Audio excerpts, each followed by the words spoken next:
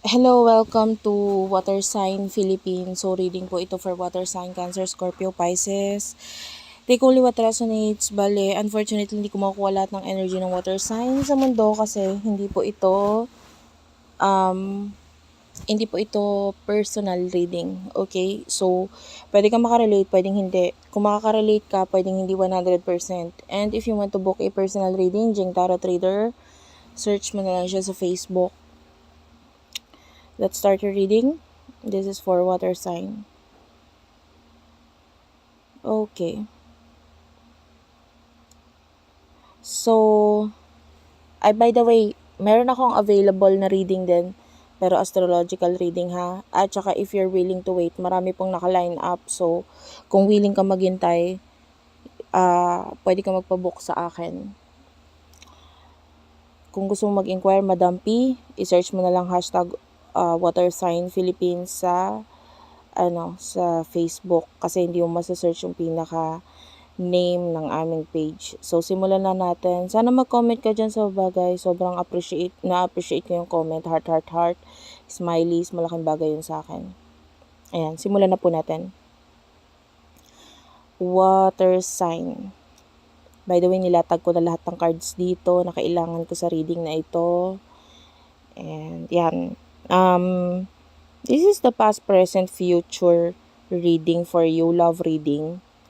In the past, nakita natin kung paano nag-open up yung kaalaman mo pagdating sa spirituality, nagkaroon ka ng mga knowledge about that, and you are someone who is, a water sign.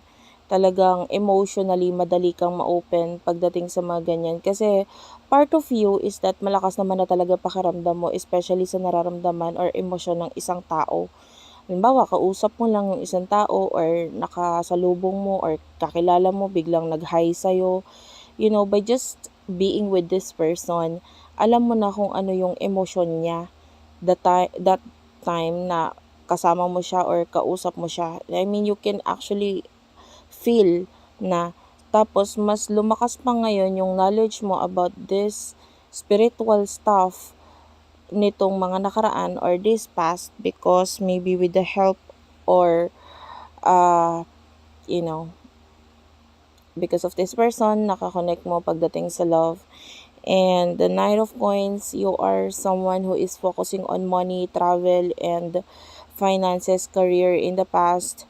So, pagdating sa spirituality, sabihin na natin nag-open yung spirituality mo, pero mas more on ang pinagfo-focusan mo is yung realidad ng buhay and regarding sa work and money. So, or travel for some of you.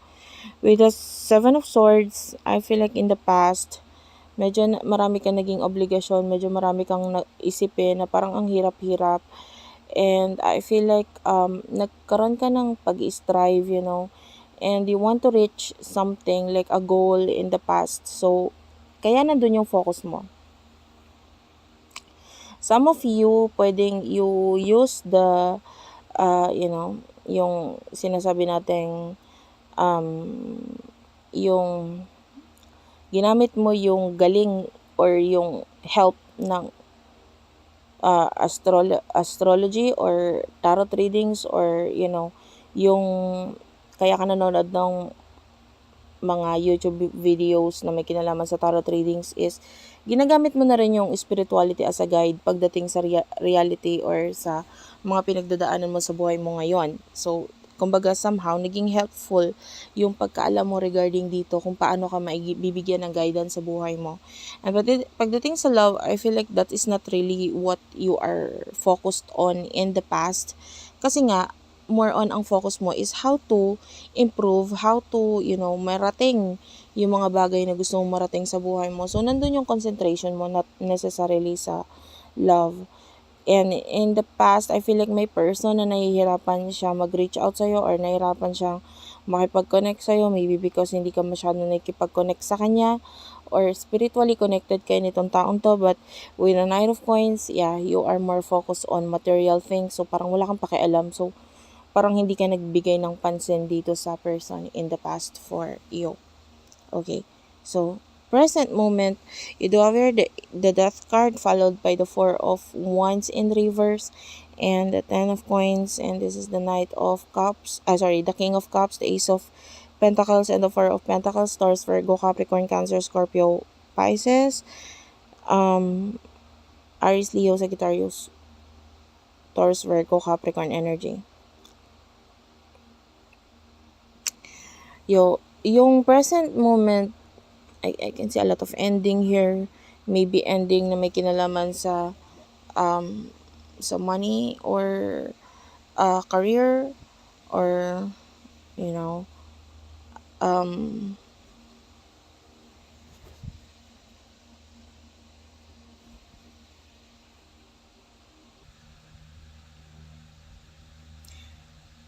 and yeah. Anyway, sorry, pinause ko lang saglit yung video, so balik tayo sa reading.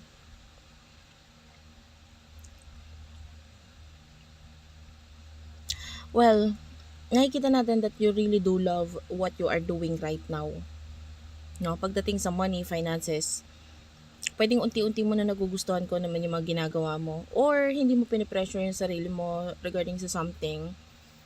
Nakakita tayo ng mga new beginnings pagdating sa'yo, present moment, lalo na may kinalaman sa pera. And pagdating sa love, you are actually, yung iba sa inyo, someone here really do likes you a lot. Gustong gusto ka niya. And itong person na to is someone who is mapera, who is, could be a boss, or someone who is medyo nasa dark side siya eh. Dark side in a way na pwedeng secretive or hindi masyadong open pagdating sa emotions niya. This person is someone na magaling pagdating sa pera. This person could be either walang relationship or walang karelasyon, or if ever may karelasyon, it's in you know, parang hindi okay na relationship. Like anytime it would lead into separation, parang ganon. Hindi siya ganon ka-stable na relasyon. Ang gusto ko nitong taon to. And then this person wants to see you. Parang gusto niyang, yung iba gusto mag-ipon nitong person na to see you. Yung iba gusto niya lang mag-ipon ng something to, you know, just in case na magkakaroon ng pagkikita sa inyo or whatever na mangyari sa inyo. Prepared siya, may something na masasabi siya. I mean, this person, marami kayong pagkakapareho nitong taon to actually. And the Emperor, you are the Emperor at the bottom of the deck. So nakikitaan ko ng marami kayong pagkakapareho nitong taon to. You could also be a boss, or you are someone na parang walang pakialam ko, no, pero there's something, you know, like a father figure kind of energy. I feel like kung ipupush itong connection na to, yung mga kamag-anak mo or someone sa family mo is gustong-gusto itong taong ito, and then vice versa. Yung person na to, may someone sa family niya na gustong-gusto ka rin.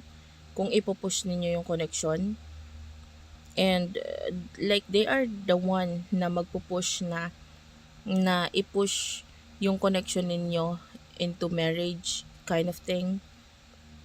But yung iba hindi makaka-relate sa part na yun, especially if one of you is already married.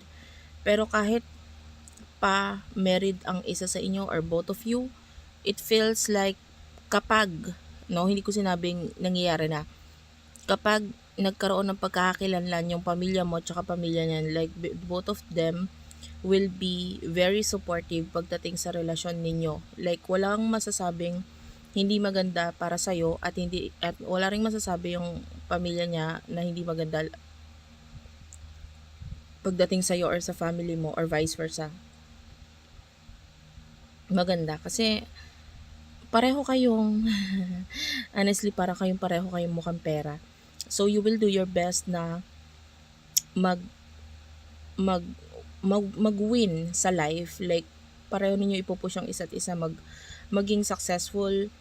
And because of this would lead into, you know, like non-stop growth pagdating sa inyong dalawa. And the Ten of Swords and the Tower, this is the future. Somewhere, someone or something here is going to end. Nakita tayo ng ending dito. The Tower is an ending. The Ten of Swords is also an ending number with the number 10. And I feel like itong ending na to, nandito pa si Death card and the Four of Swords, Four of Wands, this is showing to me as a relationship, connection, na pwedeng mag-end.